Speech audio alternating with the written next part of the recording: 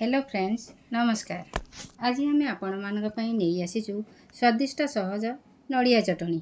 यही चटनी इडली डोसा बड़ा एवं विभिन्न खाद्य सहित खाइबा को बहुत स्वादिष्ट लगे। तो चलतु प्रस्तुत करिया नड़िया चटनी।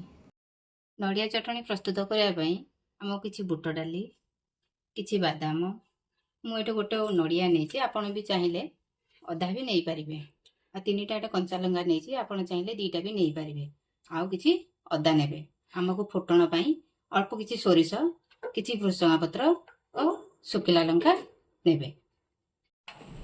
कड़ाई रे किछि तेल दबा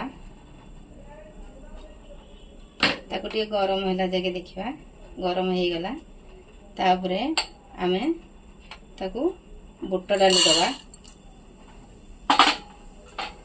बादाम दबा तापरे नड़िया को पकेबा ताको टिके सॉफ्ट होला जाके ताको भाजीबा।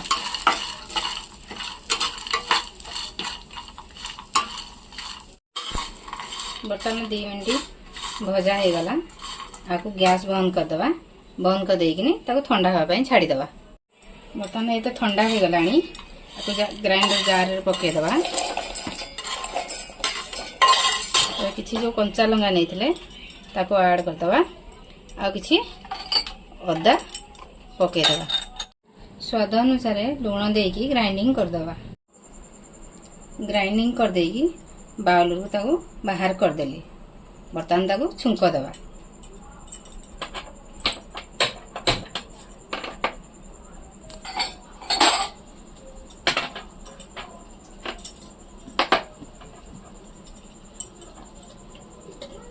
टिके तेल नवा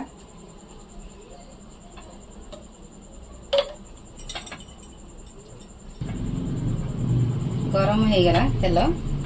बर्तमान एथरा में किछि सोरिष पके दबा तापरे सोरिष फुटी गला सुखिला लंका पके दबा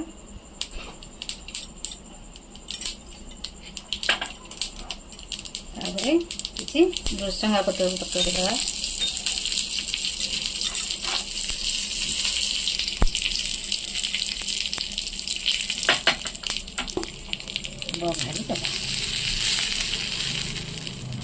प्रस्तुत हो गला नड़िया चटनी।